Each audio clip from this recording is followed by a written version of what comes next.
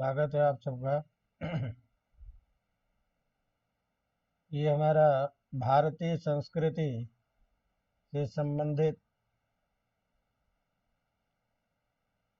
विषयों में हम चर्चा कर रहे थे, जिसमें हमारा टॉपिक संस्कार। तो संस्कार के बारे में आपने जाना कि संस्कार एक शुद्ध करने की प्रक्रिया है, शुद्ध करने वाला कार्य है, या पवित्र करने वाला एक धार्मिक अनुष्ठान है, जिसमें हमने कल 3 संस्कारों तक चर्चा की। जैसा कि हमने बताया कि षोडश संस्कार माने 16 संस्कार हमारे जीवन में जन्म से पूर्व से प्रारंभ होकर के और मृत्यु के बाद तक के होने वाले संस्कार हैं। तो सीमंतो नयनम इस संस्कार के बाद में, तो ये ध्यान रखिएगा कि ये जो 3 संस्कार है अभी तक जो हमने पढ़ा, वह जन्म से पूर्व होने वाला संस्कार है। गर्भाधान, पुंसवन और सीमंत, ये तीनों संस्कार गर्भ में बच्चे को पुष्ट करने के लिए, उसके भावी जीवन की सुंदर कल्पना के साथ माता पिता के द्वारा किया जाने वाला संस्कार है। अब प्रारंभ होता है जन्म लेने के बाद का संस्कार। ध्यान रखिए कि जब बच्चा जन्म लेता है, एक छोटा सा उदाहरण पहले बता दूं ताकि आप लोगों को चीजें समझ में आ जाए। बच्चा जब जन्म लेता है तो जन्म लेते ही उस बच्चे में दूध पीने की प्रवृत्ति कैसे हो जाती है, बच्चा कैसे माँ का दूध पीने के लिए प्रवृत्त हो जाता है या दूध पीने की प्रक्रिया करने लगता है। इसका मतलब ये है कि वह जो चैतन्य आत्मा है, वह पूर्व जन्म संस्कार से संस्कारित रहता है,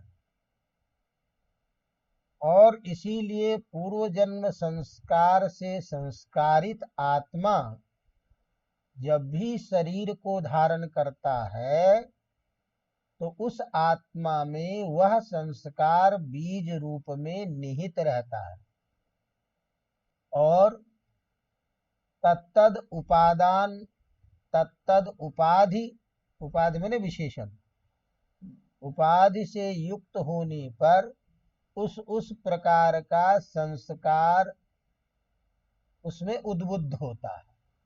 अवगतम? तो बच्चा जब गर्भ में रहता है, तो जब हम श्रीमद् भागवत आदि पढ़ते हैं, अंदाजा कीजिए कि वह बच्चा गर्भ में रह रहा है जहां पेट में सारे के सारे विकृत पदार्थ हैं, मल भी है, रक्त भी है। अब इन सारी चीजों के बीच में गर्भ में फंसा हुआ जो वह जीव चैतन्य है, जिसमें बीज रूप में संस्कार निहित होता है, तो कितनी उस संस्कार बीज के कारण जो उसका जो यह अनुभव है कि मैं कहां पर मैं फंसा हुआ हूं, तो वह चैतन्य जीव जो उपाधि को धारण कर रहा है गर्भ में, वह ईश्वर से प्रार्थना करता है कि मुझे जल्दी से जल्दी इससे मुक्त कीजिए, बाहर कीजिए। अर्थात बच्चा जब गर्भ से बाहर निकलता है तो वह उस समय में उन सारी चीजों के बीच में रहने के कारण वह संस्कारित रहता है, वह मल से युक्त रहता है। तो तुरंत बच्चे के जन्म के बाद उसकी शुद्धता और उसमें पुनः संस्कार को स्थापित करने के लिए हमारे यहाँ जन्म के बाद का संस्कार प्रारंभ होता है। अवगतम। इसीलिए तुरंत जन्म लेने के बाद जो अगला संस्कार होता है उसका नाम होता है जात कर्म संस्कार। जात माने उत्पन्न, उत्पन्न होने के तुरंत बाद जो किया जाने वाला कार्य उसको हम जात कर्म संस्कार कहते हैं। आप जानते होंगे कि जब बच्चा जन्म लेता है तो माँ के पेट से उसके नाभि प्रदेश जुड़ा होता है किसी भी बच्चे का, तो नाभि छेदन करके माँ से बच्चे को अलग करता है, चाहे डॉक्टर करे चाहे कोई भी करे। तो नाभि जो है जिससे बच्चे को खाना उसका संपूर्ण पौष्टिक सारी चीजें से बच्चा अवरुद्ध होता था, तो नाभि छेदन होता है। नाभि छेदन होने के बाद ही बच्चा माँ से अलग होता है। तो यह जो जात कर्म संस्कार है ये नाभि छेदन से पूर्व होने वाला संस्कार है। अवगतम। तो इसी कहते हैं कि जात कर्म, जात मने उत्पन्न होने के तुरंत होने वाला जो संस्कार, उस संस्कार का नाम है जात कर्म संस्कार, और यह नाभि छेदन से पूर्व किया जाता है। समझे कि नहीं? यह नाभि छेदन से पूर्व यदि किसी भी प्रकार से यह संस्कार मान लीजिए किसी कारणवश नहीं हो पाया, तो जन्म के 10 दिन के भीतर में इस संस्कार को किए जाने का भी प्रावधान है संस्कृत में। अवगतम। अब ये क्या होता है कि यह संस्कार कैसे किया जाता है, समय आपको पता चल गया कि नाभि छेदन से पूर्व में होना चाहिए। कदाचित किसी कारणवश यदि नहीं होता है तो 10 दिन के अंदर हो जाना चाहिए। इसको करते कैसे हैं? तो कहते हैं कि संतति के जन्म लेने पर पिता माता उस ईश्वर के प्रति आभार व्यक्त करते हैं कि आपने हमें स्वस्थ इस संतति को प्राप्त कराया, और उसके बाद हमारी संतति की रक्षा हो, इसे किसी प्रकार का विघ्न न हो। इस भावना के द्वारा, इस भावना से विभिन्न स्तुति, नांदी पाठ, श्राद्ध आदि का विधान करते हुए पिता को पुत्र के लिए कल्याणकारी और हितकारी जो यह संस्कार विशेष है वह संस्कार करना चाहिए। अवगतम। तो इस संस्कार में हम करते क्या है, और तो उसके लिए कहते हैं कि जब बालक जन्म ले लेता है और उस अपवित्र अवस्था में बच्चे को संस्कारित करने के लिए पुत्र जन्म पर अपनी कृतज्ञता ज्ञापित करने के लिए 12 विभिन्न पात्रों में पकी हुई रोटी, रोटी का मतलब पुरोडास अन्न, वैश्वानर, वैश्वानर कहते हैं अग्नि को, मैंने अग्नि में हवन, छोटे हवन का रूप करके, और 12 प्रकार के अन्न पात्रों में पके हुए रोटी को लेकर के और उससे स्तुति करते हुए अग्नि में दिए जाते हैं। वैश्वानर में अग्नि, और जमा हुआ जो दूध है जिसको हम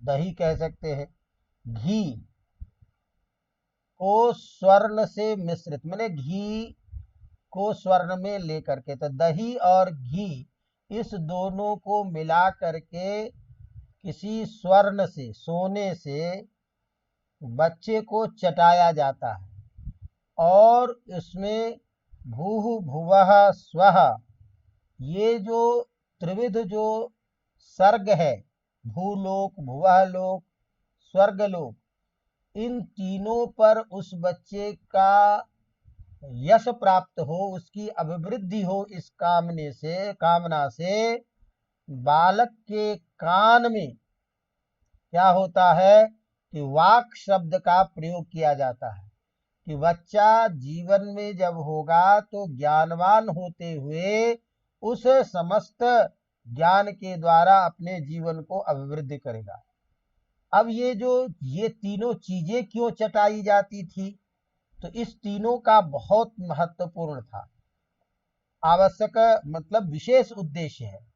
तो दही जो है वह इंद्रिय को बढ़ाने वाला होता है, इंद्रिय उसका मजबूत हो, बच्चा का इंद्रिय मजबूत हो, उसका प्रतीक है दही। दही इंद्रिय मजबूत का स्रोत है, इसीलिए बच्चे को दही मिश्रित किया जाता है।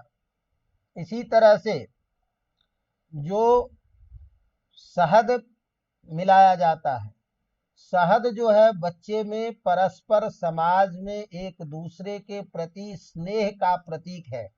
तो परस्पर बच्चा सामाजिक होते हुए, संस्कार से संस्कारित होते हुए और उस समाज की स्थापना कर सके, समाज में अपना स्वरूप बना सके, इस भावना से उसमें मधु का भी रस मिलाया जाता है। तो घी जो है यह बच्चे का बल का बोधक होता है। तो घी के द्वारा बच्चा पुष्ट हो, इस संस्कार विषय से बच्चा मजबूत हो, शारीरिक स्वस्थ हो, इसके कारण घी मिलाया जाता है। बच्चा शहद के द्वारा बच्चे का सामाजिक जो व्यवहार है वो अच्छा बने, इस कामना से उसमें मधु चटाया जाता है। इंद्रिय के संवर्धन के लिए दही का स्पर्श, दही को चटाया जाता है। और ये सारी चीजें स्वर्ण में क्यों होता है, तो यह जो स्वर्ण है यह तेज का बल है, बोधक होता है, स्वर्ण तेजमय होता है। अतः बच्चा संस्कारित बने, बच्चा में तेज हो, इस तेज की प्राप्ति के लिए सारी चीजें स्वर्ण से मिला करके, माने स्वर्ण में लेकर के इसको चटाया जाता है। अवगतम। तो इस तरह से इसके ये सारी जब प्रक्रिया कर ली जाती है तो इसके बाद में बच्चे का नाभि छेदन होता है। फिर बच्चे को नाभि छेदन के बाद तुरंत माँ के दूध के साथ उसको स्पर्श कराया जाता है, दूध पिलाया जाता है। और उसके बाद पिता सरस्वती की स्तुति करते हुए बच्चे को पूर्ण संस्कारवान करने के लिए फिर उसके बाद उसको बच्चे को साफ स्नान इत्यादि करा करके और फिर बच्चे को बाहर करता है। बाहर का मतलब उससे उन सारी प्रक्रिया करने के बाद बच्चे को शुद्ध रूप में हो करके वह बच्चा किसी अन्य के हाथ में या कहीं भी उसको दिया जाता है किसी को, उससे पहले किसी का स्पर्श नहीं कराना चाहिए। तो यह जो बच्चे में यह जो संस्कार विशेष है, इसको संक्षेप में हम यदि कहें तो बच्चे के दीर्घ आयुष्य की कामना से बालक को तीव्र मेधा से संपन्न बनाने के लिए, सामाजिक सद्गुणों का विकास करने के लिए यह संस्कार किया जाता है। अवगतम। इसके बाद आता है अगला संस्कार, नामकरण संस्कार। नामकरण संस्कार बहुत महत्वपूर्ण संस्कार है, क्योंकि समस्त जो बच्चे की अभिवृद्धि है, बच्चे का कार्य है, बच्चे का यश है, व्यक्ति नाम से ही वह संसार में अपने अस्तित्व का बोध कराता है। अतः व्यक्ति नाम से जीवित हो जाता है। तो शरीर चूंकि अनित्य है, इसीलिए अनित्य होने पर भी जीवन के समस्त कार्य को भी नाम के द्वारा किया जाता है और जीवन के बाद में भी उसका अस्तित्व बना जो रहता है वो नाम के आधार पर ही होता है। इसीलिए नामकरण संस्कार का अत्यंत महत्वपूर्ण संस्कार माना जाता है नामकरण। अवगतम। क्यों कि नाम के बिना यदि नाम न हो तो बच्चे का व्यवहार बोध नहीं हो पाएगा। अतः संपूर्ण जीवन के व्यवहार का मूल कारण नाम ही है। और यह नाम जो है यह भी बहुत महत्वपूर्ण है, ध्यान है। ऐसा नहीं होता, क्योंकि शब्द जन्य जो प्रभाव होता है उसका प्रभाव बच्चे में पड़ता है, उसका संस्कार होता है। इसीलिए यह नामकरण जो है यह कब होना चाहिए? तो कहते हैं जातस्य दसवें अन्य पिता नाम कुर्यात, बालक के जन्म के 10वें दिन नामकरण संस्कार होता है, या 10 दिन पूरे होने के बाद एकादशवें दिन, लेकिन मूलतः 10वें दिन बच्चे का नामकरण संस्कार होता है। ये सामान्य विधि है। तो जातस्य दसवें अन्य पिता नाम कुर्यात, बच्चे के जन्म के 10वें दिन वाला होने वाला यह संस्कार है नामकरण संस्कार। अवगतम। अब यह जो नामकरण है, जैसे मैंने आपको बताया कि नाम का प्रभाव पड़ता है। सामान्य रूप से यदि हम आपको पूछें तो कोई अपने बेटे का नाम रावण रखता है क्या? कुंभकर्ण रखता है क्या? नहीं रखता है। समझ में आ रही बात की नहीं? तो नहीं रखना चाहिए। रखता भी कोई है तो नहीं रखना चाहिए। तो नाम कैसा हो, कितने अक्षर का हो, पुरुष का नाम कैसा हो, स्त्री का नाम कैसा हो, ये भी शास्त्र में विधान करते हैं कि द्वयक्षरम वा चतुरक्षरम वा कुर्यात अतद्धितम, 2 अक्षर वाला नाम हो, 4 अक्षर वाला नाम हो, अतद्धित हो, तद्धित से भिन्न कृदंत वाचक कृदंत शब्द हो, और नाम में भी कोमल शब्द हो, जिसके उच्चारण करने में भी लाघव हो, और उस कोमल वह कोमलता का प्रतीक होता है। अवगतम। स्त्री का नाम कैसा हो, अंत में दीर्घ स्वर वाला हो, आकारांत हो, ईकारांत हो, अनरि प्रतिष्ठितम हो, शत्रुकुल में वह प्रतिष्ठित नाम न हो। नहीं समझे कि नहीं? देव पुरुषा त्रिपुरुष कारी भवतु, मने ऐसा नाम होना चाहिए कि जिस नाम से ही उसकी पितृकुल परंपरा का पता चल जाए कि भाई दादाजी थे कपिलेश्वर मिश्र, पिताजी रामेश्वर मिश्र, भाइयों में चला तो विद्याधर मिश्र, शक्तिधर मिश्र, श्रीधर मिश्र, वंशीधर मिश्र, राजधर मिश्र। तो एक धर की परंपरा चल रही आ रही है।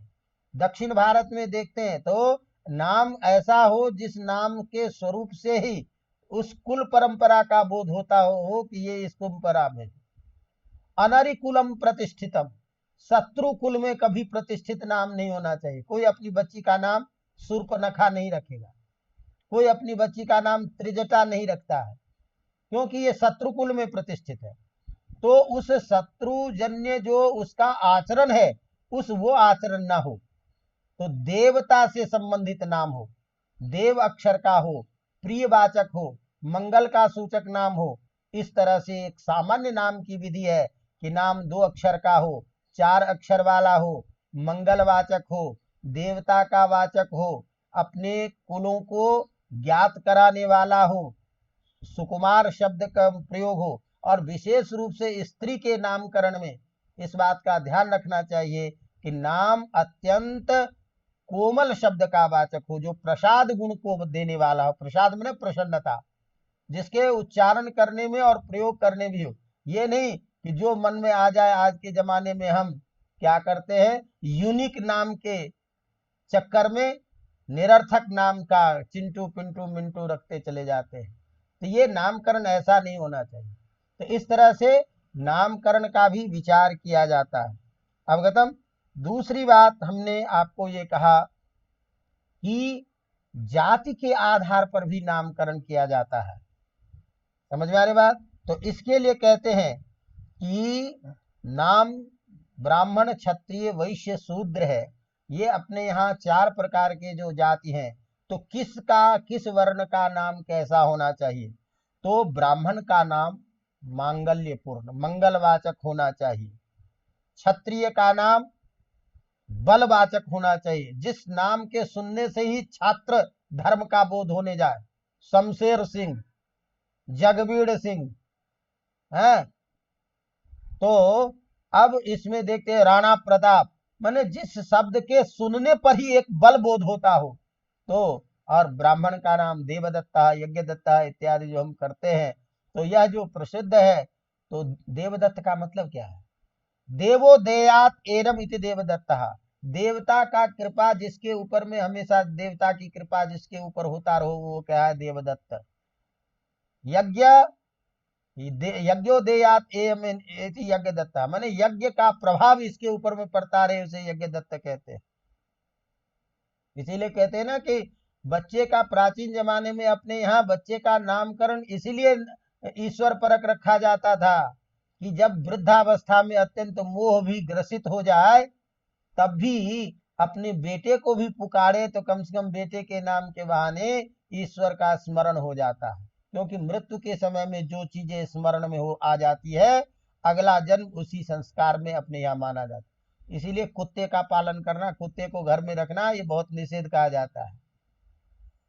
ये कुत्ता का, हाँ, उसका परिरक्षण होना चाहिए, उसको सभी प्राणियों के प्रति हमारा भाव होना चाहिए, लेकिन कुत्ते का प्रतिपालन घर में और घर की तरह घर के समस्त वस्तुओं का उसका स्पर्श मान निषेध किया गया। कितना जमाना बदल रहा है। पहले कुत्ता घर में न आ जाए इसीलिए द्वार पर आदमी रखा करते थे, अब घर में आदमी न आ जाए इसके लिए कुत्ता रख रहे हैं। समस्या ये है, समझेंगे ना। तो इस तरह से ये जो विभिन्न संस्कृतियों का जो स्वरूप आता जा रहा है, हमारी परिस्थिति ये हो गई कि न हम अंग्रेज बन पाए न भारतीय रह पाए, बीच में अधर झूल में झूल रहे। तो ये जो हमारी विकृतियां आ रही है उसको बड़े वैज्ञानिक तरीके से संस्कार विशेष से हमारी संस्कृति को परिनिष्ठित किया गया। चलिए, तो इस तरह से ब्राह्मण का नाम मंगल पूर्ण होना चाहिए, क्षत्रिय का नाम बल से युक्त होना चाहिए और वैश्य का नाम धनवाचक होना चाहिए। माने ऐसा शब्द जो धन को, समृद्धि को देने वाला हो, समृद्धि के अर्थ को बताने वाला हो, ऐसा नाम होना चाहिए। अब सर इसी तरह से शूद्र का नाम जुगुप्सित होना चाहिए। तो अब इसमें भी क्या होता है कि जैसे चारों वर्णों की जो उपाधि होती है उसमें भी हम रखते हैं कि टाइटल जो होता है वो भी हम इसी तरह कहते हैं। ब्राह्मण के लिए शर्मा का प्रयोग करते हैं, तो शर्मा क्या है, शर्म सात सुखानी च, शर्म जो है सुख का वाचक होता है, इसीलिए शर्मा लगाते हैं। समझ में आ रही बात की नहीं। इसीलिए हम प्रसन्न इत्यादि का नाम रखते हैं। जब क्षत्रिय रखते हैं तो उसका होता है वर मन कवच, कवच को देने वाला होता है। इसी तरह से वैश्य का दास आदि रखते हैं। तो ये सब क्या है कि उपाधि में भी इसका विचार किया होता है। इसी तरह से जैसे मैंने कहा स्त्रियों का नाम रखते समय यह ध्यान रखना चाहिए कि जो सरलता से उच्चारण करने वाला हो, क्रूरता रहित हो, क्योंकि स्त्री का धर्म, स्त्री का स्वभाव कोमल बताया गया है। तो नामकरण में भी उसमें तादृश धर्म होना चाहिए, स्पष्ट होना चाहिए, मनोहर होना चाहिए, मंगल का सूचक होना चाहिए, दीर्घ स्वर अंत में रहना चाहिए और आशीर्वादात्मक होना चाहिए। अवगतम।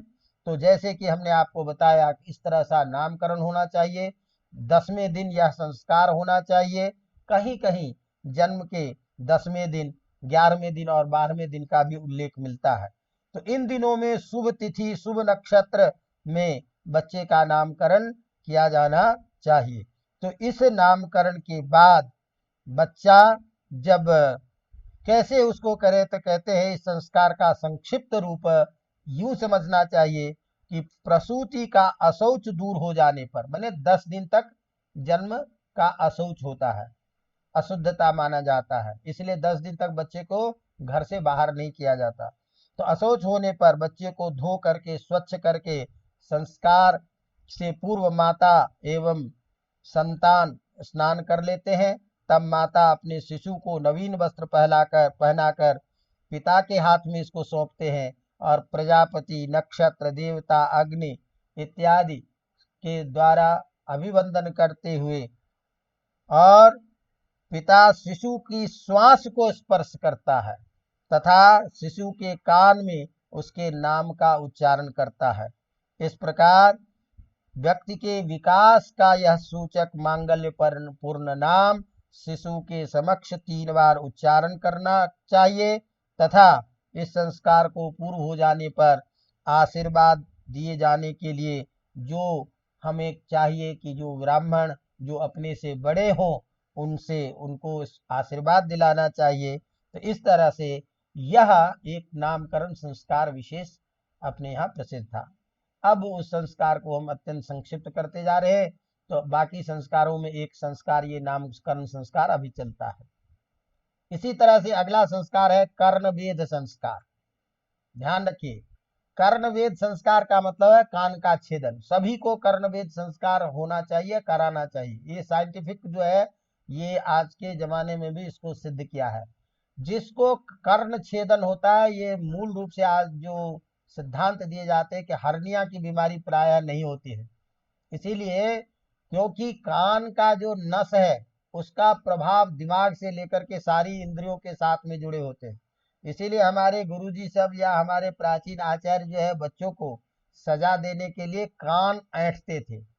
कान ऐंठने से दिमाग की सारी नसें खुल जाती है, इसीलिए बच्चे को कान पकड़ के उठक बैठक लगाया करते थे। चलिए कोई बात नहीं, ये सब संस्कार विशेष की बात है अलग अलग द्वारा। लेकिन अगला संस्कार है कर्णवेध संस्कार। तो इसका मतलब ही हो गया कि कान का वेधन करना चाहिए। तो यह जो है कहते हैं कान को विशिष्ट स्थल पर छेद देने से इसमें आंत्र वृद्धि माने हर्निया इत्यादि की बीमारी नहीं होती। तो जन्म के 10वें और 12वें अथवा 16वें दिन कर्णवेध किया जाता है। किसी किसी शास्त्र में इस संस्कार को 7वें या 8वें मास में भी किया जाता है। तो अलग अलग एक ध्यान रखिए कि जब हम याज्ञवल्क्य की स्मृति पढ़ते हैं तो धर्म के जो लक्षण कहते हैं श्रुति स्मृति सदाचार स्वस्य च प्रेमात्मा, माने उसमें यह है कि अपना जो सदाचार है लोकाचार, उस लोकाचार का अतिक्रमण कभी नहीं करना चाहिए। अपनी जो कुल परंपरा का धर्म है उस धर्म का उच्छेद नहीं होना चाहिए। तो जिस जगह पर यह कुल परंपरा के आधार पर जो समय जहां प्रचलित है जिस माह में, उस माह में भी इस संस्कार को कराया जाता है। तो इसीलिए कहीं 7वें महीने में या 8वें मास में भी किया जाता है। और यह कर्ण वेद कैसा होना चाहिए? तो कर्ण वेदने का कार्य अपने गांव में कौन करता था? सुनार करता था, या आजकल डॉक्टर भी करे तो ऐसा। तो उसका नाम किस चीज से ध्यान रखिएगा, तो हमेशा कर्णवेद होता है किसी धातु विशेष से। तो वो धातु क्या होने चाहिए? तो कान की बेधने की जो सुई होती थी वो सोने का होना चाहिए, चांदी का होना चाहिए, या ये सब उपलब्ध नहीं है तो अंत में लोहे से भी। लेकिन समस्त इन चीजों के द्वारा भी अलग अलग कर्णवेद होने का प्रभाव बताया गया है। तो इसलिए अब इस संस्कार के लिए निर्धारित दिवस पर बच्चे को स्नान करा करके नए वस्त्र पहना दिए जाते हैं। उसके बाद में माता उस बच्चे को लेकर के उस जो पवित्र स्थान है जहां पर में हम बुलाते हैं वहां देवता का स्मरण करते हुए, मंगलाचरण करते हुए वैद्य या सुनार के हाथों में बच्चे को दे देते हैं, बच्चे के गोद में या स्वयं भी अपने गोद में रखते हुए। अब कैसा होना चाहिए? तो पहले दाएं कान का छेदन हो, फिर बाएं कान का छेदन हो, क्रमिक। तो वर्तमान में यह संस्कार जो है पुत्री मात्र के लिए है, लेकिन अभी भी अनेक प्रदेशों में देखते होंगे कि यह कर्णवेद बहुतों के कान में कुंडल होते हैं ऊपर में। तो बालक को भी पहले होता था, लेकिन अब यह पुत्र को यह संस्कार प्राय समाप्त होकर के लड़कियों के लिए यह संस्कार कराया जाता है, और वो भी इसलिए कि इसको आगे चल के कुछ गहने वहने पहनाने हैं इसलिए। लेकिन यह पुरुष और लड़की दोनों के लिए यह संस्कार का विधान था। चलिए, अब बच्चा का जब नामकरण संस्कार होता है तो ध्यान रखिए, बच्चा 9 माह तक गर्भ में रहता है, तो उसका जो प्राकृतिक स्वरूप होता है वह भिन्न होता है। और जब बच्चा गर्भ से बाहर आता है तो गर्भ से बाहर आने के बाद में जो उसका नया वातावरण होता है, जो प्राकृतिक जो अलग चीजें होती है, उससे बच्चे को बचाना बहुत जरूरी होता है। इसीलिए पहले हम 10 दिन जो है उस बच्चे को बिल्कुल उस घर के बाहर नहीं जाने देते हैं, क्योंकि अचानक बाहरी प्रभाव पड़ने से बच्चे में विकृति आ सकती है, शारीरिक विकलांगता आ सकती है। इसीलिए उस बच्चे को बड़े सावधानी पूर्वक रखा जाता है। और जब बच्चा 10 दिन तक उस घर के वातावरण में एडजस्ट कर लेता है, तो उसके बाद में कुछ दिनों तक बच्चे को घर के अंदर ही रखा जाता है, और फिर उसके बाद में हम बच्चे को घर से बाहर करते हैं। तो बच्चे को घर से बाहर प्रथम बार जो निकालते हैं उसको कहते हैं निष्क्रमण संस्कार। तो जात कर्म संस्कार के बाद, कर्ण वेद संस्कार के बाद बच्चे का अगला संस्कार जो है 7वां, उसका नाम है निष्क्रमण। निष्क्रमण माने बच्चे को प्रथम बार घर से बाहर सूर्य का दर्शन कराना। अवगतम? तो यह जो संस्कार है, जन्म से लेकर 2-3 मास तक शिशु को घर के भीतर ही सुरक्षित रखा जाता है। तदनंतर वह सूर्य और चंद्रमा के प्रकाश एवं बाह्य जो प्राकृतिक चीजें हैं, उद्यान आदि वायु का सेवन करने योग्य होता है। तो बालक को प्रथम बार घर से बाहर निकालने के कारण इसका नाम निष्क्रमण संस्कार होता है। इस संस्कार को संपन्न करने के लिए माता पिता को उस दिन, जिस दिन यह भी ऐसा नहीं, किसी दिन उचित नक्षत्र आदि को देख करके, शुभ मंगल दिन देख करके, फिर घर से बाहर एक निश्चित स्थान को बालक की माता उसको चौकोर भूमिखंड को साफ करके, गाय के गोबर से उसका लेप करके, उस पर स्वस्ति चिन्ह बना करके और अन्नादि चावल आदि को रख करके, पिता फिर उस बच्चे को सजा करके, अलंकृत करके, नए वस्त्र को पहना करके प्रथम सूर्य दर्शन कराता है। और शिशु ज्ञान मिच्छेतु संस्कारा भास्करात, तो बच्चे में सूर्य की प्रथम रोशनी और सूर्य के किरणों के द्वारा जो प्राप्त जो बल है और तेज है, ज्ञान है, 3 चीजें देखिए सूर्य का प्रतीक होता है। ज्ञान मिच्छेतु संकरात, ज्ञान की आराधना करने के लिए शंकर की पूजा कीजिए। अत्यंत शीघ्र आशीर्वाद कह लीजिए, प्रसन्न होना कह लीजिए, या आपकी इच्छा को पूरा करने वाले यदि कोई देवता माने जाते हैं तो वही शंकर जी है। ऑर्डर दानी इसको कहा है, उनको कहा जाता है। इसीलिए और बल की, बच्चे को आयु, आरोग्य और बल तेज के लिए सूर्य की आराधना करना चाहिए। तो आरोग्यम भास्करा दीक्षित ज्ञान मिच्छेद तो शंकरा। यदि आरोग्य, स्वस्थ होने की आराधना करते हैं तो सूर्य की उपासना करें, सूर्य को जल दें। और ज्ञान मिच्छेद तो शंकरात, ज्ञान की आराधना करने के लिए, यद्यपि ज्ञान की देवी सरस्वती दी है, फिर भी अचिर ज्ञान प्राप्ति के लिए शंकर की आराधना की बात कही गई है। अवगतम? तो इस दिन क्या होता है कि बच्चे को आशीर्वाद ब्राह्मण, इसके बाद सूर्य, प्रथम सूर्य का दर्शन कराना और बच्चे की शतायु की जीवन की कामना हम करते हैं, तथा उसके बाद ब्राह्मण को दान आदि दे करके उनसे आशीर्वाद प्राप्त कराया जाता है। तो इस प्रकार का यह जो संस्कार विशेष है, प्रथम बच्चे को घर से बाहर निकालना, उसका नाम निष्क्रमण संस्कार है। अब बच्चा जो है, ध्यान रखिए, कहते हैं ना कि ईश्वर का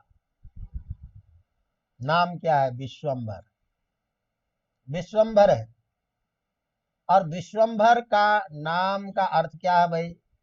जो विश्व का भरण पोषण करे, उसका नाम है विश्वंभर।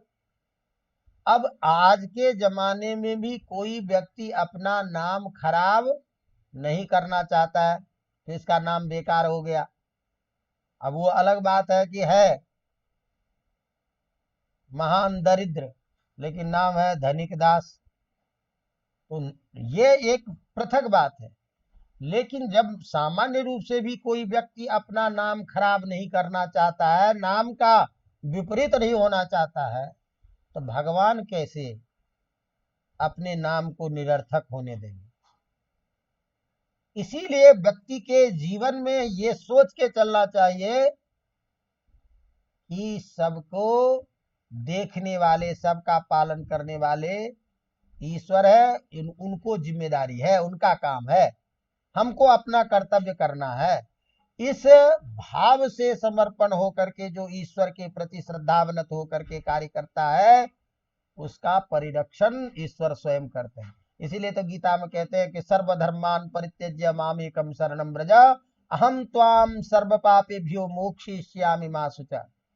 अब तुम अपने कर्म में बिल्कुल निष्ठ हो चुके हो, तुम कर्म करते रहो, कर्म करते करते, उपासना करते करते अपने जीवन को चलाते रहो, और इससे जो तुमको जो ज्ञान जब प्राप्त हो गया और पता चल गया कि भाई हम ईश्वर की सत्ता है, ईश्वर में हम समाहित है, इस तरह का आत्मबोध होकर के जब समर्पण भाव हो जाता है, कहते हैं उसके बाद अब तुमको कुछ करने की जिम्मेदारी नहीं है। अब तेरा सारी समस्त तेरी सारी जिम्मेदारी अब मेरी हो गई है, मुझे क्या करना है, अब वो तेरा सारा कार्य का दायित्व तो अब मेरे ऊपर में आ गया। भगवान भी देखते हैं कि जब तक इसको लगता है आदमी को कि ये बोध हो रहा है कि मैं कर रहा हूं, मैं हूं मैं, तो कहते हैं कि तू है तो कर ले। और जब कहीं से चारा नहीं चलता है, तब जाकर कहते हैं कि भगवान अब कुछ नहीं, तू ही आसरा है। लेकिन अंतिम समय तक छटपटाता रहता है, यह आत्मबोध रहता है कि मैं ही कर रहा हूं। इसी बात को कहते हैं कि क्यों मैं इस प्रसंग में थोड़ी सी चर्चा हमने कर दी प्रसन्न आने पर कि बच्चे की स्थिति क्या है। अब बच्चा जो जन्म लेता है, जन्म लेने के बाद में उस बच्चे को इतना सामर्थ्य नहीं है, दांत नहीं है, तो अन्नादि कैसे खाएगा। लेकिन अन्नादि के बिना बच्चा रहे कैसे। तो बच्चे के जीवन के चलने के लिए तो कहते हैं, इस बारे में श्लोक याद आ गए इसीलिए हमने ये बातें कही कि कहते हैं काच यदि व्यक्ति भाव को समर्पित होकर के करता है, तो एक भक्त कह रहे हैं कि का चिंता मम जीवने यदि हरि विश्वम्भरो गीयते। यदि भगवान का नाम विश्वम्भर है तो मुझे अपने जीवन की क्या चिंता है, उनका काम है विश्व का भरण पोषण करना, वो करेंगे। नोचेत, यदि ऐसा नहीं होता तो बताओ अरभक जीवनाय जननी स्तन्यम कथम निश्चरे। बच्चा जो जन्म लेगा वो कैसे जिएगा, कैसे रहेगा, इसकी व्यवस्था कौन करता है। कि बच्चे को जन्म होने से पहले माँ को दूध हो जाता है, ये कौन बना देता है अचानक। कौन सा ऐसा मशीन है कि खिलाओ घास और दे दूध। तो यह जो पशुओं को हम अन्नादि के द्वारा जब हम यह देखते हैं कि सबकी स्थितियां अलग अलग होती है।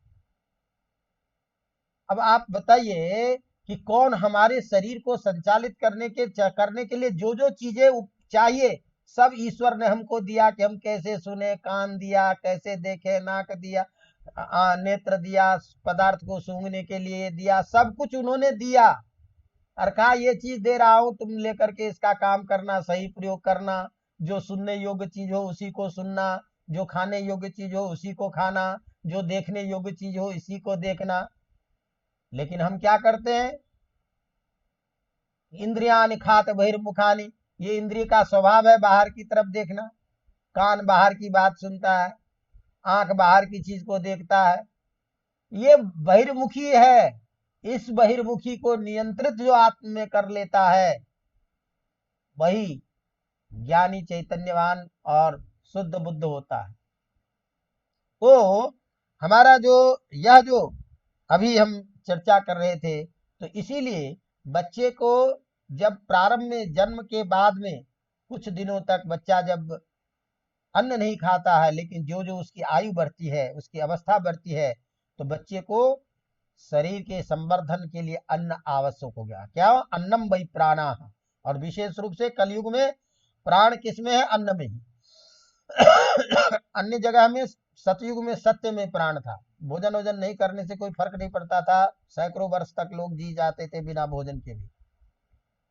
लेकिन अन्नम वही प्राणा, अन्न में ही प्राण है कलयुग में, इसीलिए बच्चे को अन्न आवश्यक है। तो प्रथम जब बच्चा अन्न के को खाने लायक हो जाता है, तो प्रथम जो अन्न खिलाने का संस्कार विशेष है, उसका नाम है अन्नप्राशन संस्कार। अवगतम। तो अब जैसे हमने कहा कि जन्म के समय में बालक को मधु आदि को चटाने का जो इसे बालक को उसके बल आदि का बोध कराया जाता है, उसके बाद में बच्चा जो है कुछ महीनों तक माँ के दूध से ही अपना भरण पोषण करता है। उसके बाद में बच्चे को अन्न से शरीर को पुष्ट करने के लिए किया जाने वाला ठोस अन्नादि के द्वारा शरीर को आवश्यकता को पूरा करने के लिए यह संस्कार विशेष किया जाता है। अब यह संस्कार जो है यद्यपि 6 मास के आयु होने पर बच्चे को कराया जाता है, लेकिन यही लोक परंपरा भी है। तो कहीं 4 मास के बाद में जब बच्चे को दंत आदि होने लगता है तो 4 से लेकर के और 6ठे मास तक के आयु में यह बीच में अन्न संस्कार कराया जाता है। तो अन्नप्राशन संस्कार के समय बालक को क्या आहार दिया जाना चाहिए, यह भी वर्णित है। तो इसका विधान शास्त्रकारों ने किया है। ध्यान रखिए, मांस, भात, मधु, घी, दूध, इसमें से किसी चीज का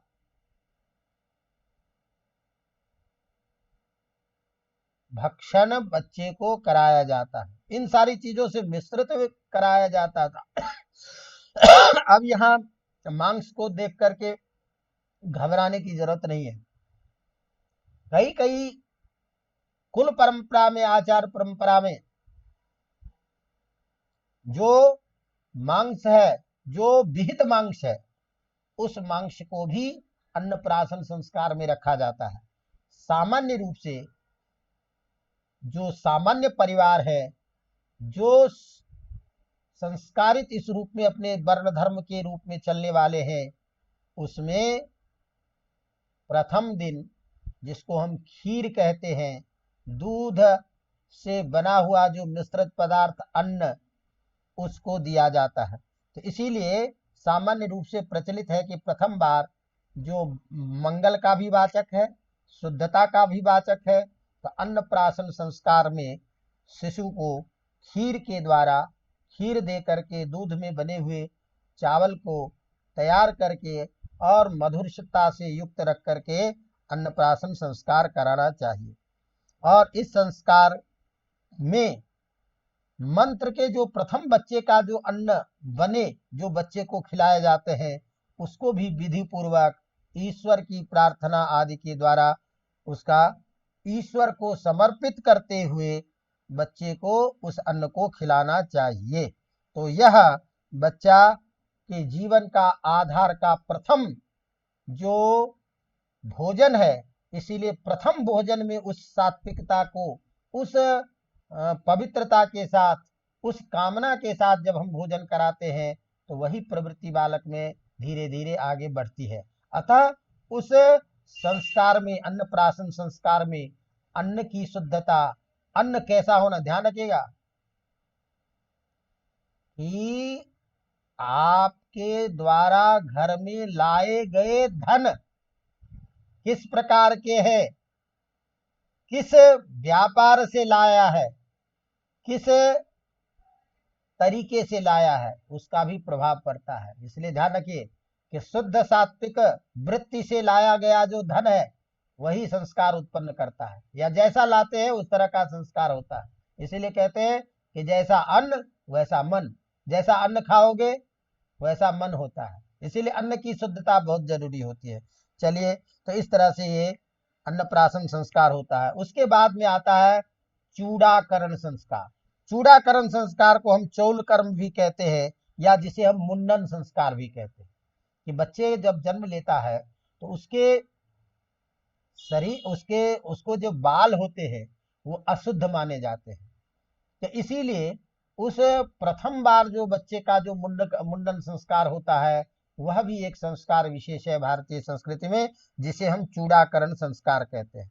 तो इसे कहीं कहीं चौल कर्म संस्कार भी कहा जाता है। तो सिर के समस्त केशों को काटकर सिर पर चूड़ा, चूड़ा माने शिखा रखना जो है, शिखा मात्र छोड़ दिया जाता है। इसीलिए इसका नामकरण चूड़ा संस्कार है, चौल कर्म संस्कार। शास्त्रकारों की यह मान्यता है कि चूड़ाकरण के द्वारा बालक की दीर्घ आयु होती है।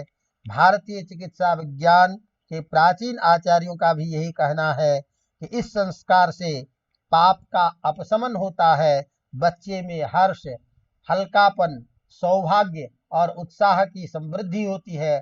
अतः सौंदर्य और स्वास्थ्य की अभिवृद्धि के लिए यह संस्कार किया जाता है। अधिकांश शास्त्रों में इसको कब किया जाता है तो कहते हैं आयु के तीसरे वर्ष, जन्म के तीसरे वर्ष चूड़ाकरण किए संस्कार किए जाने का विधान है। कहीं कहीं प्रथम वर्ष पूरा होने पर भी कर लेते हैं, कहीं तीसरे वर्ष में भी करते हैं, कहीं तीसरे वर्ष में नहीं हो तो पांचवें वर्ष में भी होता है। इस तरह से प्रथम मन और तृतीय, यद्यपि सर्वविध प्रकार से तीसरा जो तृतीय वर्ष है, तीसरे जन्म के तीसरे वर्ष में यह मुंडन संस्कार होना चाहिए, लेकिन पांचवें और सातवें वर्ष में भी होता है। सातवें वर्ष में जब होगा तो पांचवें वर्ष के बाद में उपनयन संस्कार के साथ में ही होना चाहिए, क्योंकि वह उपनयन संस्कार का समय आ जाता है। चलिए उसकी चर्चा हम बाद में करेंगे। तो इस तरह से चूड़ाकरण संस्कार शुभ मुहूर्त, शुभ तिथि में कैसे होना चाहिए तो कहते हैं बच्चे को माँ अपनी गोद में लेते हुए वस्त्र आभूषण से संपन्न बालक को गोद में ले और अग्नि के सम्मुख पश्चिम की ओर मुख करके बैठती है। फिर विभिन्न मंत्र पाठ करता हुआ स्वयं ही बालक के केस को काटता था। फिर उसके बाद केशों को गोबर में रखा जाता है। बाद में क्या हुआ कि नहीं, यह नाई के द्वारा यह संस्कार किया जाता, जो बच्चे के गोद में रखते हुए नाई उस बच्चे को उस मुंडन संस्कार करता है। वर्तमान समय में इस चौड़ कर्म संस्कार का ही बदला नाम मुंडन संस्कार हो गया। अवगतम। अब अगला आता है विद्यारंभ संस्कार। यद्यपि विद्यारंभ संस्कार जो है दोनों प्रकार से अलग ना मान करके उपनयन संस्कार के भी बाद होता है, लेकिन अपने यहाँ एक विद्यारंभ संस्कार में प्रथम बार बच्चे को पेन लेखनी पकड़ाना, पढ़ाने के लिए उसको प्रवृत्त करना, यह जो है इस संस्कार को हम अक्षरारंभ संस्कार भी कहते हैं। तो अक्षर प्रथम बार बच्चे को लिखने पढ़ना सिखाने की जो प्रक्रिया है, तो प्रथम बार विद्या के लिए जो किया जाने वाला संस्कार उसी को हम विद्यारंभ संस्कार कहते हैं। इसे अक्षरारंभ, अक्षर स्वीकरण और अक्षर लेखन के भी नाम से प्रसिद्ध है। अवगतम। इस तरह से यह कब होना चाहिए तो जन्म के 5वें वर्ष, 5 वर्ष से पहले प्राचीन समय में बच्चे को कहीं स्कूल में भेजे जाने का विधान नहीं, कहीं कभी भी नहीं पड़ा है। 5 वर्ष से पर बच्चे को पूर्ण स्वतंत्र, उसको जीवन से इस प्राकृतिक वातावरण से ही स्वयं सीखते जाना, इसलिए स्वयं सीखना और घर में ही उसको विभिन्न प्रकार के नीति इत्यादि के श्लोक मंत्रों का उच्चारण। अभी भी मिथिला में सबसे पहला बच्चा जब जन्म लेता है तो पहले उसको ये सिखाया जाता है, साते भवतु सुप्रीता देवी शिखरवासिनी उग्रेण तपसा लब्धो यया पशुपति पति।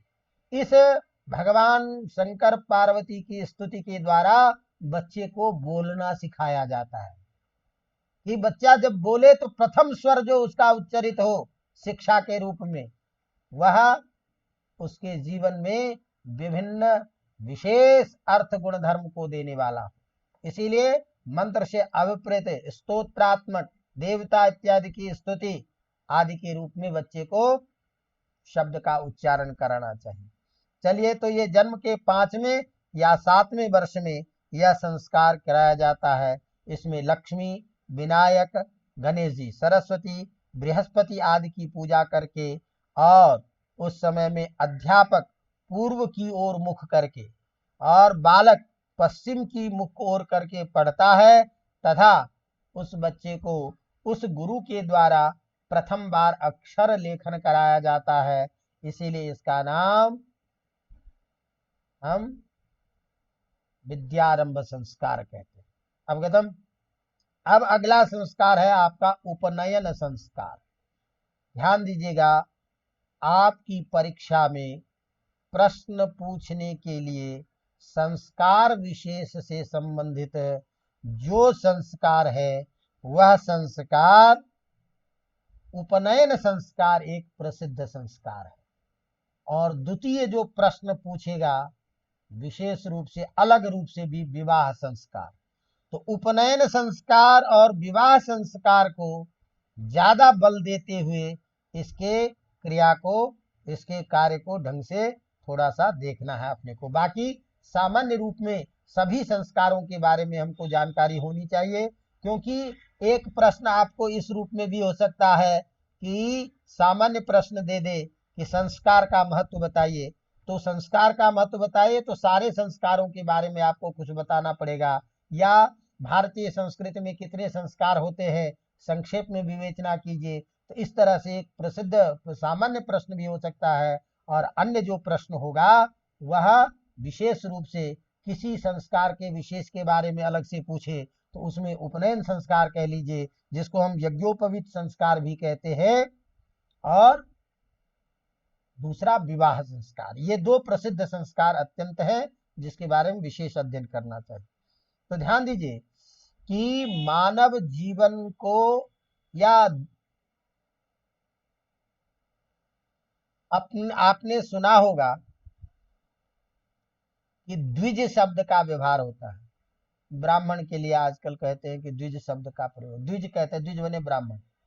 द्विज का मतलब ब्राह्मण मात्र नहीं है, द्विज का मतलब है दो बार जिसका जन्म हो उसे द्विज कहते हैं। जो मने जन्मा, दो बार जिसका जन्म होता है उसको कहते हैं द्विज। तो दो बार जन्म क्या चीज है? तो एक बार तो जो जन्म हम अभी तक पढ़ते आ रहे हैं उस जन्म को कहते हैं जो बच्चा गर्भ से जन्म लेता है। बच्चे का द्वितीय जन्म होता है उपनयन संस्कार से। बच्चा उपनयन संस्कार के द्वारा जीवन के द्वितीय क्षेत्र में, द्वितीय स्वरूप में प्रवेश कर रहा है। बच्चे का जन्म के बाद सबसे महत्वपूर्ण जो संस्कार है ये द्विज संस्कार है। ये क्या कहते हैं, उपनयन संस्कार है, यज्ञोपवीत संस्कार है। इसी संस्कार के कारण बच्चे में द्विजत्व आता है। इसी संस्कार के बाद बच्चा पढ़ने का अधिकारी माना जाता है। इसी संस्कार के बाद उसके गुरुकुल में अध्ययन प्रारंभ होता था। तो ब्रह्मचर्य आश्रम में प्रवेश करने का संस्कार यही है। अवगतम? तो इसीलिए यह संस्कार भारतीय संस्कृति में अत्यंत महत्वपूर्ण, या कह लीजिए सबसे महत्वपूर्ण संस्कार माना जाता है। इसी संस्कार से बालक में, व्यक्ति में द्विजत्व प्राप्त होता है। जिस बालक का उपनयन संस्कार नहीं होता था वह वर्ण तथा आश्रम के समस्त कर्तव्यों से च्युत माना जाता था। अतः उपनयन संस्कार करने के बाद ही व्यक्ति को संस्कारित होने, उसे विद्या के क्षेत्र में प्रवेश होने का, उसे ब्रह्मचर्य आश्रम में जाने का अधिकार प्राप्त होता है। तो उपनयन शब्द का मतलब क्या चीज है? तो इस तरह से शब्द के आधार पर अलग अलग स्वरूप देखा जाता है। तो कोश की दृष्टि से यदि हम पढ़ते हैं तो उप मने पास, नयन मने ले जाना। तो पास में ले जाना, तो किसके पास में ले जाना? तो गुरु के समक्ष बच्चे को ले जाना, गुरु के द्वारा उपदिष्ट मंत्रों से गुरु को समर्पित करना।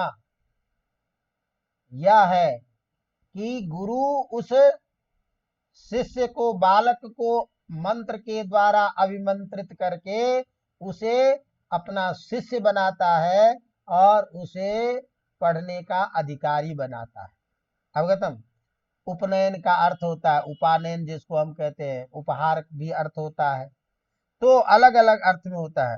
तो जिस संक्षेप में यदि कहें तो जिस संस्कार के द्वारा बच्चे को आचार्य के पास, गुरु के पास ले जाया जाता है, बच्चे शिक्षा का अधिकारी बनाया जाता है, उस संस्कार विशेष का नाम ये है क्या? उपनयन संस्कार। अवगतम? तो जिस धार्मिक विधि से बच्चे को गुरु, वेद, यम, नियम आदि व्रतों के द्वारा उसको गुरु के साथ में पास में ले जा करके संस्कार किया जाता है, उसे हम उपनयन संस्कार कहते हैं। यह उपनयन कब होना चाहिए? तो अलग अलग आश्रमों के आधार पर अलग अलग समय कहे गए और अलग अलग कामना करने के कारण भी अलग अलग कहे गए हैं, अलग अलग समय। तो प्रायः जो बच्चे का कहते हैं तो कहते हैं गर्भस्य अष्टमे अब्दे ब्राह्मणस्योपनायनम राज्ञे तो एकादशे वर्षे बंधनम द्वादशे मौंजी बंधनम द्वादशे विषय। बने अलग अलग हम चर्चा करेंगे कि जन्म से 8वें वर्ष में या जन्म के बाद आश्रम, जन्म मास वर्ष को गिन करके 8वें वर्ष में या उस वर्ष को छोड़ करके 8वें वर्ष, तो उसी को कहते हैं। सारी चर्चा करेंगे कि यह ब्राह्मण का या क्षत्रिय का, वैश्य का, शूद्र का वर्ण भेद के आधार पर उपनयन के अलग अलग स्वरूप बताए गए हैं।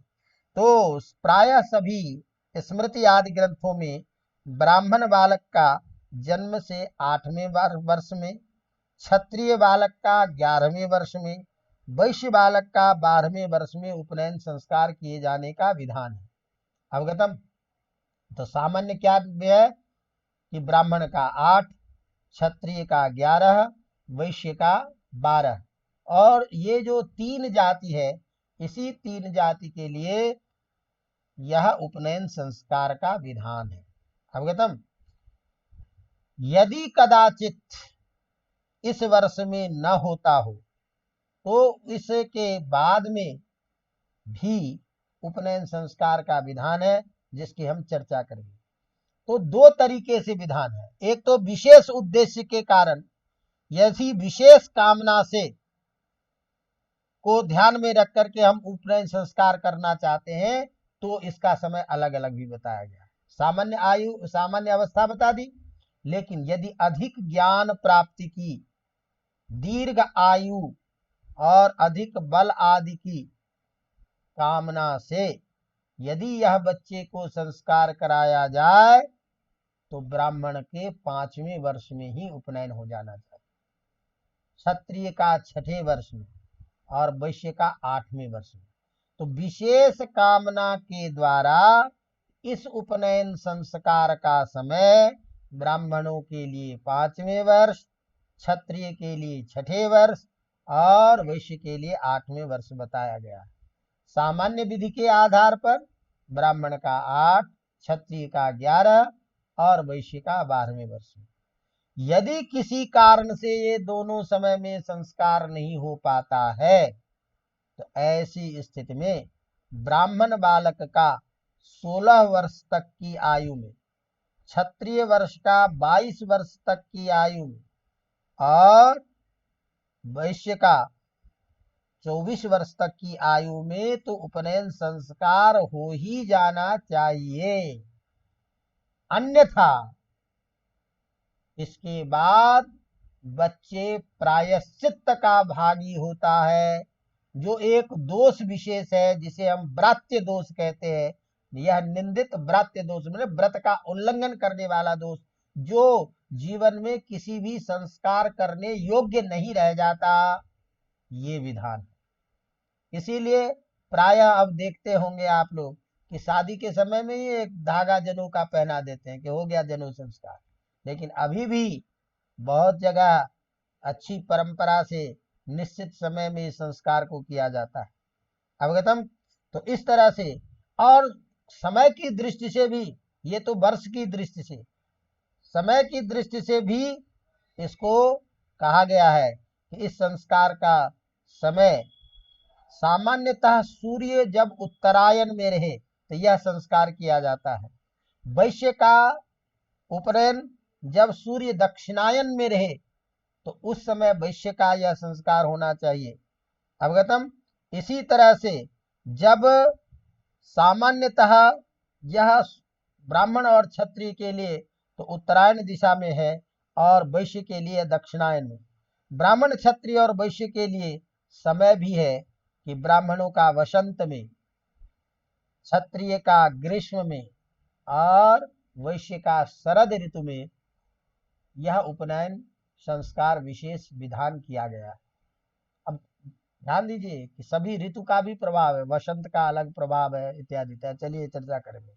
अब इस संस्कार को कैसे किया जाता है, तो कहते हैं इस संस्कार से पहले अनेक पौराणिक जो विधि है स्मृति शास्त्रों में बताए हुए वो करना पड़ता है, जिसमें गणेश, लक्ष्मी, धृति, पुष्टि, सरस्वती आदि की स्तुति, उसके बाद में उससे पूर्व रात्रि में, उपनयन से पूर्व बालक के सारे शरीर पर हरिद्रा का लेप किया जाता है। सारी रात वह मौन रहता है। अगले दिन प्रातः काल बालक और उसकी माता साथ साथ भोजन करते हैं तथा उसके बाद वहां ब्राह्मणों को भोजन आदि करा करके और विभिन्न प्रकार से बच्चे का यह संस्कार कराया जाता है। इसे हम यज्ञोपवीत संस्कार, जैसे मैंने कहा कि यज्ञोपवीत संस्कार भी कहते हैं। इसी संस्कार में बच्चे को यज्ञोपवीत डाला जाता है। तो उपनयन संस्कार का यह सर्वाधिक महत्वपूर्ण भाग है जब ब्रह्मचारी को यज्ञोपवीत पहनाया जाता है। यह मूल रूप में यह उत्तरी ही था, माने उत्तरी माने ऊपर का अधिकृत वस्त्र, तो उसके जिसका प्रतीक मूल रूप से धागे के रूप में हुआ है। अब यह जो यज्ञोपवीत है, जो धागा जिसको मत बोलिए मंत्र से अभिप्रेत ये सूत्र है, यह ब्राह्मण, क्षत्रिय, वैश्य के लिए यज्ञोपवीत कैसा होना चाहिए इसको भी अलग अलग बताया गया। यज्ञोपवीत का विधान तो ब्राह्मण का रुई से बना हुआ जो धागा है वो होना चाहिए, क्षत्रिय का सन से, वैश्य का ऊन से बना हुआ होना चाहिए। और इस यज्ञोपवीत में 3 धागे होते हैं, ध्यान रखिएगा। तीनों में 9 धागा गुथा होता है, 9 धागे को मिला करके एक धागा, और इस तरह से तीनों में। तो प्रत्येक सूत्र में 9 तंतु होते हैं, 9 धागे होते हैं, और प्रत्येक धागे की लंबाई कितनी होनी चाहिए जो उसको बनाया जाता है जनेऊ, तो 16 अंगुल का परिमाण होता है जो जनेऊ जो बनना चाहिए, 16 अंगुल की लंबाई, और उसमें ब्रह्म ग्रंथि देता है। यह जो 3 जो धागा है जो जनेऊ, यह एक विशेष उद्देश्य से, विशेष चीज को स्मरण करने के लिए यह किया जाता है। तो ये 3 सूत्र व्यक्ति के 3 ऋण का बोध कराता है। ऋषि ऋण, देव ऋण और पितृ ऋण का प्रतीक माना जाता है। बच्चे में इस प्रकार का संस्कार जाना जाता है, इस जीवन में तीनों प्रकार के ऋण से मुक्त कराने का बोध ये 3 धागा करता रहता है। अवगतम। इसीलिए यह ब्रह्मचारी को इस प्रकार के जनेऊ का विधान करके इस उपनयन संस्कार में यज्ञोपवीत सारण करा। अब यह जो यज्ञोपवीत है इसमें बहुत लंबी प्रक्रिया होती थी, अभी भी होती है कहीं कहीं। तो इसमें बच्चे को हाथ में दंड, मृग चर्म पहनाया जाता है। बच्चा मृग चर्म के द्वारा ही इस संस्कार पहने हुए संस्कार करता है। मूंज, जनेऊ इत्यादि ये सारी अलग अलग प्रक्रिया होती है। तो कुछ चीजें हम आपको इसमें सामान्य रूप से बता देते हैं कि जैसे जितने भी ब्रह्मचारी, अब ये ब्रह्मचारी का नाम यहीं से प्रारंभ हो जाता है बच्चे का, कि ब्रह्म का उपदेश दे दिया गया है गुरु के द्वारा, इसीलिए अब ब्रह्मचारी यह हो गया। तो ब्रह्मचारी के हाथ में दंड विधान भी होता है। तो अलग अलग वर्णों के आधार पर ब्रह्मचारी के हाथ में लकड़ी का बना हुआ दंड दिया जाता है, और उस दंड के साथ साथ मेखला, मेखला बस जो मृगचर्म विशेष है, यज्ञोपवीत दंड आदि धारण करने के बाद उस बच्चे को गायत्री मंत्र का उपदेश दिया जाता है, और फिर उस गुरु उसको अपने हृदय से लगा करके उस मंत्र का प्रजा के उपदेश के बाद प्रजापति, द्यावा, सविता, पृथ्वी आदि समस्त भूत आदि से रक्षा करने के लिए, उसकी ज्ञान की वृद्धि करने के लिए उसको उपदेश दिया जाता है। इस प्रकार यह उपनयन संस्कार अत्यंत महत्व। इसके बाद में ध्यान रखिएगा, सामान्यतः यह उपकार, मैंने जैसे कहा कि यह सारी विधा करने के बाद इसी में, यह जो संस्कार होता है इसी में भिक्षा ग्रहण होता है। वस्तुतः क्या होता था कि, और अभी भी ये परंपरा है कि जब बच्चा गुरु के साथ में अब आश्रम की तरफ अध्ययन के लिए जाता है, तो यहीं से समझिए कि उस बच्चे का गृह त्याग प्रारंभ हो जाता है।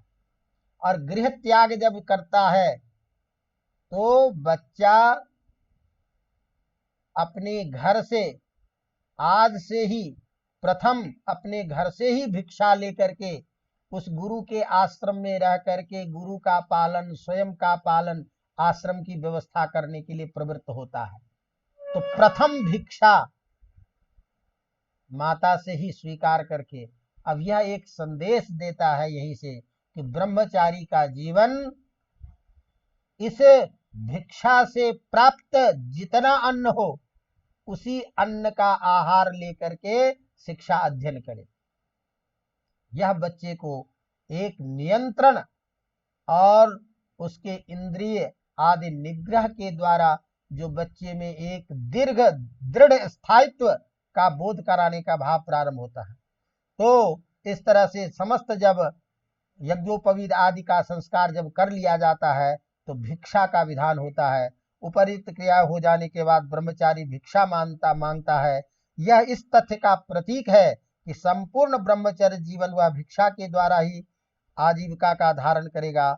सर्वप्रथम वह उनसे भिक्षा मांगता है जो मना करके उसका अपमान न करे, जैसे माता, बहन या मौसी, इससे पहले। उसके बाद विनम्र भाव से वह बच्चा भिक्षाचरण करता है अपने सगे संबंधी से, अपने बड़ों से, और उसके बाद यह भिक्षा लेकर के और उसी भिक्षा के अन्न के द्वारा, जिसको हम कहते हैं त्रिरात्म, त्रिराव्रत माने 3 रात का वह व्रत करता है। अर्थात अभी भी संस्कार प्रचलित कहीं कि वह बच्चा 3 दिन तक किसी बिस्तर पे, आसन पर नहीं सोता, कमल के आसन पे ही, नीचे ही बिस्तर पर उसका सोना। तो यह सब एक भूमि शयन इत्यादि, मेधा जनन इत्यादि प्रयोग किए जाते हैं। इस तरह से यह भारतीय संस्कृति में मनुष्य के दूसरे जीवन में प्रवेश करने वाला और जीवन को अत्यंत उन्नत करने का जो मूल विधि है, जिसको हम कहते हैं गुरु के आश्रम में जाकर के विद्यारंभ स्वीकार करना, ब्रह्मचर्य आश्रम में प्रवेश करना, इसीलिए इसका नाम हम यज्ञोपवीत संस्कार करते हैं। और इसी यज्ञोपवीत संस्कार में कोई हम के बाद जब गुरु अपने आश्रम में ले जाता है तो उसके बाद में से जब शास्त्र का उपदेश देता है तो उसे हम वेदारंभ संस्कार कहते हैं। तो अगला संस्कार हमारा होता है वेदारंभ संस्कार। तो उपनयन संस्कार के बाद जब बच्चे को वेद का अध्ययन प्रारंभ कराया जाता था, शास्त्रों का अध्ययन प्रारंभ किया जाता था, तो उस समय में गुरु अपने आश्रम में जो बच्चे को संस्कारित करते थे उसे हम वेदारंभ संस्कार कहते हैं।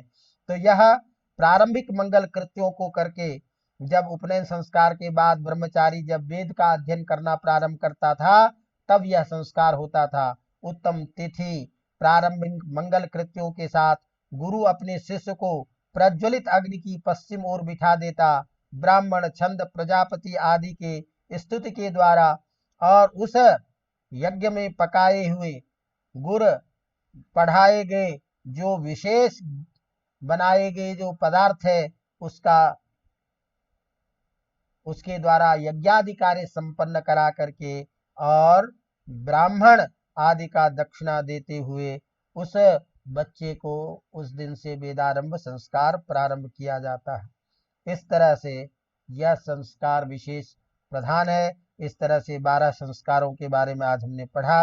अब जो कुछ संस्कार आगे का बचा है तो जिसे हम विशेष संस्कार के रूप में, तो अब ध्यान दीजिएगा कि पहले जन्म से पहले का संस्कार था, अब उपनयन से लेकर के और गुरु के आश्रम में होने वाले जो संस्कार हैं वह 3-4 प्रकार के आसन है। तो समावर्तन संस्कार तक गुरु के आश्रम का संस्कार होता है। माने उपनयन संस्कार के बाद में वेदारंभ संस्कार से लेकर के और समावर्तन संस्कार जो 14वां संस्कार है, यह गुरु के आश्रम में होने वाला संस्कार है। और उसके बाद बच्चा अपने गृहस्थ जीवन में जो प्रवेश करेगा उसके लिए यह आगे का संस्कार प्रारंभ होता है। अवगतम। तो जो 15वां संस्कार विवाह संस्कार जो गृहस्थाश्रम में प्रवेश का संस्कार है वह एक विशेष संस्कार होगा। इस तरह से इसकी चर्चा करेंगे। तो आप इस कथा को यहीं विराम देते हैं। आप लोग सुनते रहिए, धैर्य रखिए। सिलेबस की मुझे जानकारी है कि कितना सिलेबस है, कितने दिनों में करना है, इसलिए कभी इस चीज को लेकर के उलझिए मत कि गुरुजी कैसे होगा, कैसे करेंगे। आप लोग केवल सुनते चलो, है ना। क्यों? श्रुतम हरति पापानि तथारोग्यम पृच्छति। ये सुनने मात्र से भी स्वयं का जो बोध होता है वो बड़ा परिपक्व होता है। लिख करके याद करने में जो होने वाला ज्ञान होता है वो स्थायी ज्ञान नहीं होता, लेकिन स्मरण के द्वारा श्रुति परंपरा से जो दिमाग में चित्त में जो स्थिर ज्ञान होता है वह दृढ़ ज्ञान होता है। इसलिए चिंता मत कीजिए। आप लोग जिस किताब को याद करते हैं, जिस अन्य विषय को, उसको याद करने में लगिए और संस्कृत की चिंता मत करके छोड़ करके आप बिल्कुल स्थिर धैर्य पूर्वक इसको पढ़ते चलिए और आगे तक भेजते चलिए। ताकि अब मुझे कहना तो नहीं चाहिए, लेकिन मैं संपूर्ण संस्कृत की व्यवस्था, भारत में संस्कृत की स्थापना, मेरे पास अन्य साधन तो कुछ नहीं है, अन्य पावर तो कुछ नहीं है, लेकिन अपनी भारत की जो ये मूल आत्मा संस्कृत है, उस संस्कृत को मैं आप लोगों के द्वारा पुनर्जीवित करना चाहता हूं। और एक मन में संकल्पना लेकर के हम ऐसे अधिकारियों की का समूह बनाएं जो भारतीय शासन व्यवस्था में अपना महत्वपूर्ण स्थान रखे और भारतीय परंपरा को समझे और उस संस्कृत की विरासत को आगे तक ले चले, उसको मजबूत करे। और हमारी जो यह जो परिस्थितियां चल रही है उससे संरक्षण का दायित्व, भारतीय परंपरा धर्म संस्कृति, इसका दायित्व आप लोगों के ऊपर में आने वाला है, आप लोगों की पीढ़ी के ऊपर में है। अन्यथा भारत की पहचान समाप्त होती जा रही है। इसका ध्यान में रख करके एक मानसिक उद्देश्य लेकर के मैं ये चला हूँ। हालांकि संकल्प जो है वो बोलना नहीं चाहिए, लेकिन मेरी ये जो गंभीरता है इसको आप गंभीरता पूर्वक समझें, उस रूप में तैयारी करें और इस उद्देश्य में आगे बढ़े। इसीलिए मैंने ये कुछ चर्चा की। तो अब मैं जितना भी समर्थ या सफल होऊंगा ये तो भविष्य के गर्भ में है, लेकिन उम्मीद करता हूँ कि आप लोग मेरी इस भावना को समझ करके और तैयारी उसी गंभीरता के साथ में करेंगे। और मैं पूरी निष्ठा के साथ जितनी भी जरूरत पड़ेगी आप लोगों को उस प्रकार से तैयारी करने के लिए प्रयास करूंगा। इसलिए चिंता की बात नहीं है। धन्यवाद। इसको यहीं विराम देते हैं।